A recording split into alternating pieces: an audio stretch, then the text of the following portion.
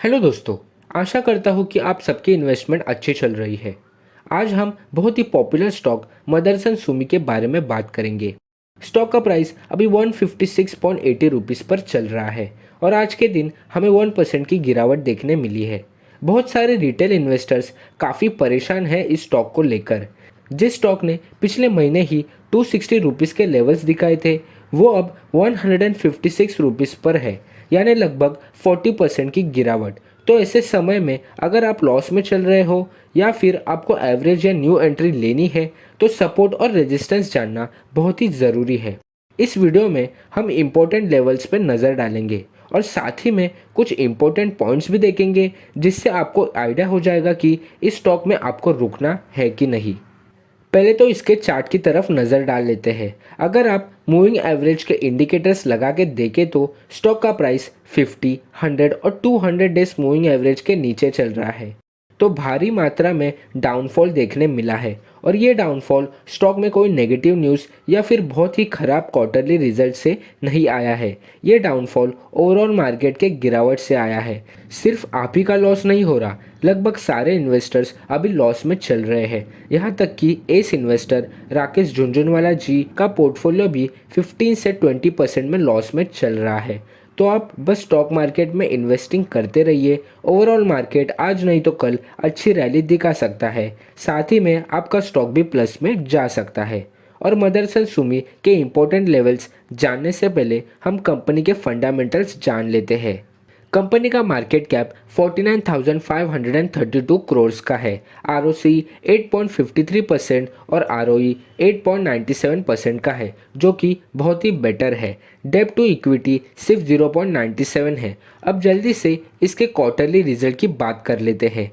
देखो, पिछले क्वार्टर से इस क्वार्टर में कंपनी का रिजल्ट थोड़ा बेटर आया है। सेल्स 14,076 करोड़ से 16,118 करोड़ हुआ है, जो कि 14% का ग्रोथ है। कंपनी में हमें अदर इनकम के नंबर्स भी बढ़ते देखने मिल रहे हैं, जो बताता है कि कंपनी स्टॉक के गिरावट के बावजूद अच्छे प्रॉफिटेबल पोजीशन में है। नेट प्रॉफिट 245 करोड़ का हुआ है, जो कि राइजिंग है पिछले क्वार्टर से। और year on year net profit and loss देखें तो 1465 करोड़ का है, जो कि पिछले साल से 14% से अप है। अदर इनकम भी 1000 करोड़ से आगे निकल गए हैं और ये सिर्फ 9 महीने का डेटा है। इस रिजल्ट में और 3 महीने का इनकम ऐड होगा, जो नेट प्रॉफिट को और भी बढ़ा देगा। कंपनी के पास 1068 करोड़ का नेट कैश फ्लो भी अवेलेबल है। शेयर होल्डिंग पैटर्न में भी प्रमोटर्स ने अपनी होल्डिंग कम नहीं की है। 61.73% की होल्डिंग बहुत समय से मेंटेन्ड है। चलिए इसके चार्ट की तरफ चलते हैं। आपने देखा और समझा होगा कि कंपनी के फंडामेंटल्स में कोई नेगेटिव्स देखने नहीं मिलते।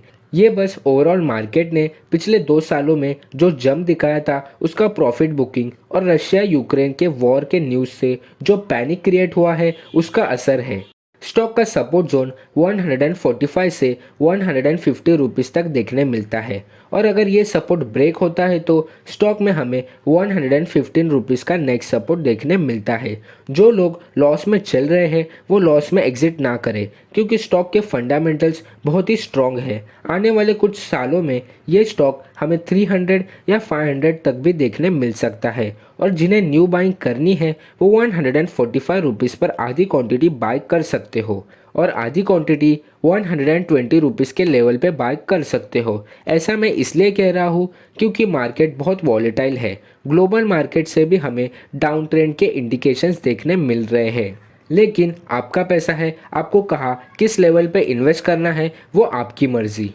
पर्टिकुलरली बस स्टॉक की बात करें तो स्टॉक बहुत ही स्ट्रॉन्ग पोजीशन में है फंडामेंटल वाइज। रिटेल इन्वेस्टर्स को अच्छे रिटर्न्स बना के दे सकता है। ये सिर्फ मेरा पॉइंट ऑफ व्यू है। इन्वेस्ट करने से पहले अपने फाइनेंशियल एडवाइजर और खुद का एनालिसिस ज़रूर करें। होप कि आपको यह इन्फॉर्मेशन अच्छी लगे और इन्फॉर्मेशन थोड़ी सी भी हेल्पफुल लगे तो लाइक, सब्सक्राइब और बेल आइकन को ज़रूर प्रेस करें। Bye guys, signing off, Beast gains.